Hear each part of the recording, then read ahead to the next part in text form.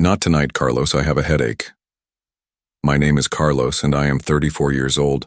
I work as a shift supervisor at Halberd Design, a manufacturing company in Phoenix, Arizona. My wife Isabella had been saying those same words for 3 months straight. 3 months of turning away, of sudden migraines, of finding excuses to sleep in the guest room. I stood in our bedroom doorway, watching her brush her hair at the vanity. She avoided my eyes in the mirror. The woman I married 5 years ago used to pull me close when I got home from work. Now she flinched when I touched her shoulder. "Isabella, we need to talk about this." "About what?" She set down the brush too quickly. Her hand trembled. "About us. About whatever is happening here." She turned to face me, and for a second I saw something in her eyes. Fear, maybe, or guilt. But then she smiled, that practiced smile she had been wearing lately. "Nothing is happening, Carlos. I am just tired from work." Isabella worked as a receptionist at Glenfield Electric downtown. Same job she had held for 2 years. Same hours. Same routine. Yet suddenly she was exhausted every evening. "You have been tired for 3 months. I made an appointment with Dr. Martinez next week. Maybe I need vitamins or something." I nodded, but something cold settled in my chest. The way she said it felt rehearsed, like she had been planning that answer. That night I lay awake listening to her breathe in the darkness. When had she started sleeping so deeply? When had she stopped talking in her sleep? When had my wife become a stranger? The next morning I found her in the bathroom at 6 a.m. bent over the toilet. She did not hear me coming up the stairs. "Isabella?" She jerked upright, wiping her mouth with the back of her hand. "Carlos, you scared me. Are you sick?" "Something I ate last night.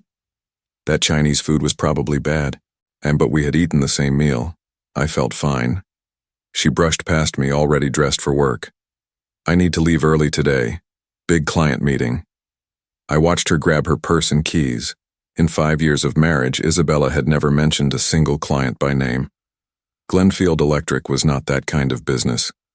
After she left, I stood in our kitchen drinking coffee from the mug she bought me for our 3rd anniversary. It said, "World's Best Husband," in fading letters. The irony was not lost on me. Something was wrong. Every instinct I had was screaming it. But I needed proof before I acted. I had no idea how wrong things really were. I met Isabella at my cousin Miguel's wedding 6 years ago. She was a friend of the bride, laughing at something my aunt had said. When she smiled, her whole face lit up. I knew I wanted to know her better. Our courtship was simple: dinner dates, weekend drives to Sedona, quiet evenings watching movies. She was 26 then, working part-time while finishing her business degree. I was 29, already established at Halberd Design, ready to build something with someone. We married in a small ceremony at St. Augustine Cathedral. Her parents flew in from Tucson. My family filled 3 pews. Isabella wore my grandmother's pearl necklace and cried during our vows. The first 3 years were good. We bought the house on Maple Street with the help of my father, who worked construction his whole life and taught me the value of owning something solid. Isabella planted roses in the front yard. I built her a garden shed in the back. We talked about children. Not immediately, but someday. Isabella wanted to establish her career first. I respected that. We had time. But this year, things shifted in ways I could not name. Small things at first. She stopped asking about my day, stopped leaving notes in my lunchbox, started working late twice a week, then 3 times. When I suggested dinner at Romano's, our favorite Italian place, she said she was not in the mood for heavy food. When I bought tickets to see the Diamondbacks play, she remembered a work commitment. When my sister Victoria invited us to Sunday dinner, Isabella suddenly had plans with her college friend Sophia. The intimacy disappeared gradually, then all at once. First, she was too tired, then too stressed, then too busy planning for some undefined future goal. "What goal?" I had asked 2 weeks ago. "Just things, Carlos. You would not understand." That stung. In 5 years, she had never dismissed me like that. I started paying attention to details. Her phone, always face down now. Her schedule suddenly unpredictable.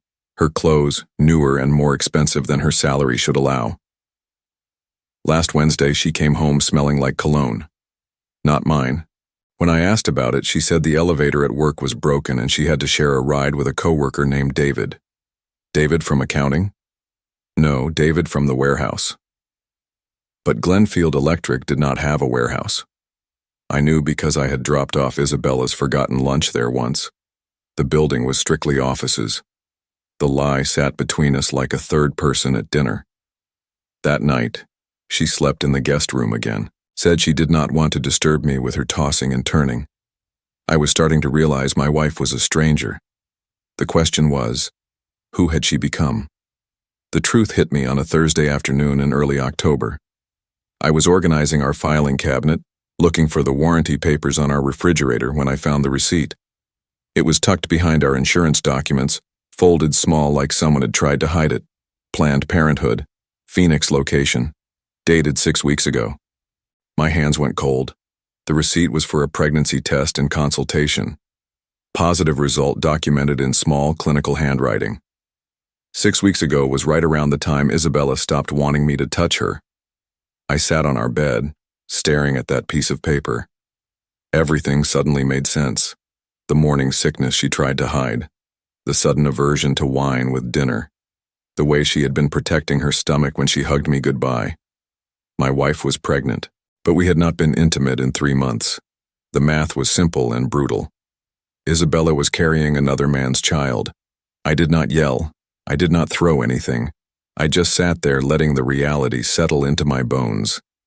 The woman I loved, the woman I had built a life with, had betrayed me in the deepest way possible, and she was planning to pass off another man's baby as mine. I thought about confronting her immediately, demanding answers, making her admit what she had done, but something stopped me. Maybe it was pride, maybe it was strategy, or maybe I just needed time to figure out how to breathe again. Instead, I put the receipt back exactly where I found it. That evening, Isabella came home with Chinese takeout and acted like nothing had changed. She even suggested we watch a movie together. "How was your day?" she asked, settling next to me on the couch. "Fine," I said. "How was yours?" "Busy. Dr. Martinez wants to run some tests next week. Just routine stuff." I nodded and smiled. But inside I was already planning. If Isabella thought she could manipulate me, she was wrong. If she thought I would raise another man's child without knowing the truth, she was wrong about that too. I had always been patient. It was one of my strengths. Isabella used to say it was what she loved most about me, how I thought things through before acting. She was about to learn just how patient I could be. Over the next few days, I watched her carefully. The way she touched her stomach when she thought I was not looking. The way she declined coffee in the morning. The way she made excuses to avoid anything physical between us. She was buying time, waiting for the right moment to spring her surprise on me. I decided to let her. But I was going to be ready with a surprise of my own. The game had begun, and Isabella had no idea I was already 3 moves ahead. 2 weeks after finding the receipt, I made my first move. "Isabella, I have been thinking about what you said, about starting a family." She looked up from her plate of eggs, fork halfway to her mouth. We were having breakfast on a Saturday morning, something we had not done in months. "What about it? Maybe we should stop waiting. Maybe we should try now." The color drained from her face. She set down her fork carefully, like it might break. "Now? Carlos, I thought we agreed to wait until I get that promotion." "What promotion? You never mentioned a promotion." She fidgeted with her napkin. "Well, it is not official yet, but Mr. Johnson hinted that there might be an opening in management soon." Another lie. I called Glenfield Electric on Friday pretending to be a vendor. There was no Mr. Johnson. The company had 12 employees total, all of whom I could name. "How long do you think that will take?" "I do not know. Maybe 6 months. Maybe longer." 6 months. Right around the time her pregnancy would become impossible to hide. I think we should try now, I pressed. We are not getting any younger. Isabella stood up abruptly, her chair scraping against the kitchen tile. I need to shower. Sophia and I are going shopping today. What time will you be back? I do not know. Late. After she left, I sat in my truck in the driveway for 20 minutes thinking. Then I drove to the public library on Central Avenue and used their computer. I researched private investigators, divorce attorneys, DNA testing procedures. I took notes on a legal pad, writing everything in my careful handwriting. By the time Isabella came home that evening, I had a plan. How was shopping? I asked. Good. Sophia helped me pick out some new work clothes. She showed me a bag from Target. 3 loose-fitting blouses and a pair of pants with an elastic waistband. Maternity clothes disguised as regular clothing. They look nice, I said. That night, she slept in our bed for the first time in weeks. She even let me hold her, though she tensed when I touched her stomach. Carlos? Yes? Do you ever think about the future? About what you want our life to look like? All the time. What do you see? I was quiet for a long moment. I see honesty, I said finally. I see 2 people who trust each other completely. She was silent after that. The next Monday, I took a half-day off work and drove to downtown Phoenix. I met with an attorney named Patricia Hoffman, who specialized in family law. She was in her 50s with gray hair and kind eyes that had probably seen every kind of betrayal. I need to know my options, I told her. She listened while I explained the situation. The pregnancy, the timeline, the lies. Do you want to save your marriage? She asked. I want to know the truth first. She nodded. Get the DNA test, but be smart about it. Do not let her know you suspect anything until you have proof. What about the timing? If she is 6 weeks along, DNA testing can be done as early as 9 weeks through a simple blood draw, non-invasive. She would never know unless she specifically looked for it on her medical records. I left her office with business cards and pamphlets, everything I needed to protect myself legally. But first, I needed to let Isabella play her hand. That evening, she was unusually affectionate.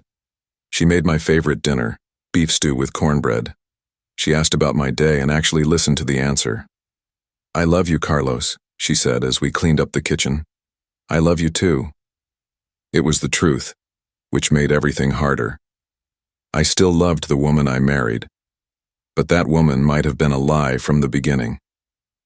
3 days later, Isabella made an announcement. I'm going to visit my sister Elena in Tucson this weekend. She is having some problems with her marriage. Isabella did not have a sister named Elena. She had one sister, Patricia, who lived in Sacramento and had been happily married for 8 years. How long will you be gone? Just Saturday and Sunday. I will drive down Saturday morning and come back Sunday evening. I nodded like I believed her. Give Elena my best. That Saturday, I followed her.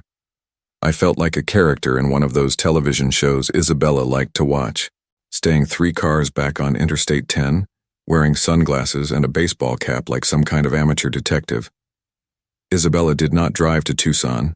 She drove 20 minutes to a subdivision in Tempe and parked outside a modest ranch house on Elm Street. A man came out to meet her, tall, athletic build, dark hair. He kissed her in the driveway like he had been waiting for her. I parked across the street and took pictures with my phone, the license plate on his red pickup truck, the house number. The way Isabella melted into his arms like she belonged there. They went inside together. I waited 2 hours, then drove home. That evening, I researched the address. The house belonged to someone named James Rodriguez, age 36, employed as a contractor with Morrison Construction.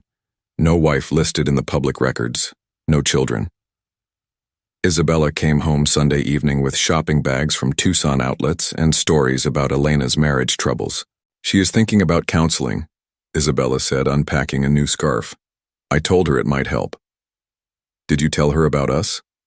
About our plans to start a family? Isabella hesitated for just a second. No, the timing did not seem right.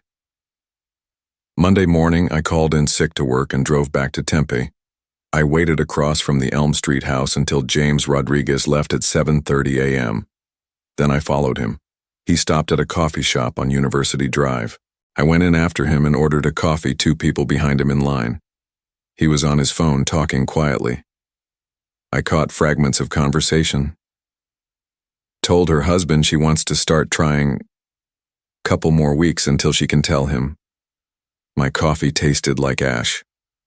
I left it on the counter and walked out. The picture was becoming clearer.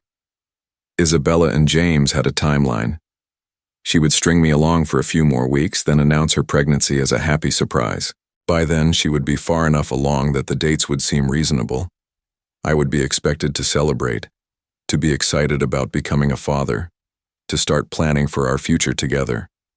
Meanwhile, I would be raising James Rodriguez's child and never know the truth, unless I stopped it first. That afternoon, I made appointments. First with a private investigator named Robert Kane, who specialized in infidelity cases. Then with a DNA testing lab that offered discreet services. How soon can you get results? I asked the lab technician. Once we have the samples, 48 hours for standard paternity testing. And you can do this without the mother knowing? As long as you are the legal husband and can provide samples from yourself and the child, yes. But the child had not been born yet, and I needed proof before Isabella made her announcement. I had one option left. It was risky, but it was the only way to get ahead of her timeline. I was going to make Isabella think I suspected nothing, while gathering enough evidence to destroy her story completely. The opportunity came the following Thursday. Isabella had another late work meeting scheduled. I knew now that meant another visit to James Rodriguez. This time I was ready. I had spent the week preparing. Robert Kane, the private investigator, provided me with a GPS tracker smaller than a quarter. I attached it to Isabella's car while she showered that morning. I also installed software on our shared laptop that would track her internet activity, and I opened a separate bank account under my name only. When Isabella left for her meeting, I gave her a 10-minute head start, then began following the GPS signal on my phone. She drove straight to the Elm Street house. I parked 4 blocks away and walked back, staying in the shadows. Through the front window, I could see them together on the couch. Isabella's head on his shoulder, his hand resting on her stomach. They looked like a couple planning their future. My future. The one being stolen from me. I took photos from multiple angles, clear shots of their faces, timestamps proving when Isabella was supposed to be at work. Then I walked back to my truck and called Robert Kane. I need you to run a full background check on James Rodriguez, I said. Employment history, previous relationships, financial records, everything. How deep do you want me to go? Deep enough to know who I'm dealing with. The next morning, Isabella was unusually quiet at breakfast. She picked at her toast and kept checking her phone. Everything okay? I asked. Fine. Just tired. Maybe you should take a day off, rest up. She looked up sharply. Why would you say that? You have been working so hard lately, all those late meetings. They are important for my career, Carlos. I know. I am proud of you. The lie came easily now. I was learning to match her deception with my own. That afternoon, Robert Kane called with preliminary results. Your wife's boyfriend has an interesting history, he said. 3 previous relationships that ended badly. 2 domestic disturbance calls to his address in the past 5 years. And he is currently unemployed. Unemployed? But I saw him leave for work. He was laid off from Morrison Construction 6 weeks ago. Outstanding child support payments to an ex-girlfriend in Flagstaff. He is behind on his mortgage by 3 months. 6 weeks ago, right around the time Isabella got pregnant. Send me everything you have, I said. That evening, Isabella announced she was going to make dinner reservations for Saturday night. Somewhere special, she said. I have something I want to tell you. Good news, I hope. She smiled that practiced smile. Very good news. Saturday. That gave me 2 days to make my final preparations. I spent Friday afternoon at the DNA testing lab, learning exactly what I would need. A hair sample from Isabella would be enough to confirm paternity once the baby was born. But I needed something more immediate. The lab technician, a woman named Dr. Stevens, explained my options. If your wife is willing to take a non-invasive prenatal paternity test, we can have results in 72 hours. It requires a simple blood draw and a cheek swab from the potential father. What if she is not willing? Then you wait until the baby is born. But given what you have told me about the circumstances, I would recommend getting legal advice about how to handle the revelation. I already had legal advice. Patricia Hoffman had been very clear about what I needed to do to protect myself. Saturday morning, I made one final call to Robert Kane. I need a complete dossier on James Rodriguez by tonight, I said. Photos, employment records, criminal background, everything. Can you do it? Consider it done. Isabella had no idea that her perfect plan was about to collapse. Saturday evening, Isabella chose Romano's for dinner, the same Italian restaurant where we had our first date 6 years ago. She wore a new blue dress and had her hair done at the salon. She looked beautiful and nervous, like a woman about to change her life. We ordered our usual dishes, chicken parmesan for her, lasagna for me. She barely touched her food. Carlos, I have something wonderful to tell you. What is it? She reached across the table and took my hand. Her palm was damp with perspiration. We are going to have a baby. I looked surprised, shocked even. Are you serious? I took the test yesterday. We are pregnant, Carlos. After all this time trying, it finally happened. The lie was so smooth, so practiced. She had probably rehearsed it for weeks. Isabella, that is incredible. When did this happen? When are you due? The doctor thinks I am about 6 weeks along, so the baby should come in late spring. 6 weeks. Right on schedule. I stood up and kissed her forehead. This is the best news ever. We should celebrate. I already ordered champagne, she said. Well, sparkling cider for me. The waiter brought the drinks. Isabella raised her glass, beaming. To our future, she said. To our future, I agreed. Then I reached into my jacket pocket and placed a manila envelope on the table between us. What is this? Isabella asked. Open it. Her hands trembled as she lifted the flap. Inside were photographs. Isabella and James Rodriguez kissing in his driveway. Isabella and James Rodriguez through the window of his house. Isabella's car parked outside his address on 3 different occasions. Also included, James Rodriguez's employment records showing he had been laid off, his criminal background check, his outstanding child support obligations, and at the bottom a DNA testing authorization form with my signature already in place. Isabella's face went white. The envelope slipped from her fingers, photographs scattering across the table. Carlos, I can explain. Can you? Can you explain how you got pregnant during the 3 months we have not been intimate? Can you explain why you have been lying about working late? Can you explain James Rodriguez? She opened her mouth, but no words came. I already know everything, Isabella. The only question now is whether you want to handle this quietly or make it complicated. Isabella tried to run. She made it to the parking lot before breaking down completely. I found her sitting on the curb beside her car, sobbing into her hands. I never meant for this to happen, she said. Which part? The affair or getting caught? She looked up at me with red eyes. I thought I could make it work. I thought you would never find out. You thought I was stupid. No, Carlos, I thought I was smarter. The divorce papers were filed the following Monday. Patricia Hoffman had prepared everything in advance. Isabella moved out that same week, taking only her personal belongings. James Rodriguez tried to contact me once, claiming Isabella had told him we were already separated. I hung up on him. The baby was born in May. Isabella tried to keep me from the DNA test, but I had legal rights as the husband. The results confirmed what I already knew. James Rodriguez's son, not mine. Isabella and James lasted 8 months after the divorce was finalized. She discovered he had been lying about his job prospects and had 2 other women he was seeing regularly. She called me crying one evening, saying she had made the biggest mistake of her life. I listened politely, then hung up. 6 months later, I sold the house on Maple Street and moved to a smaller place in Scottsdale.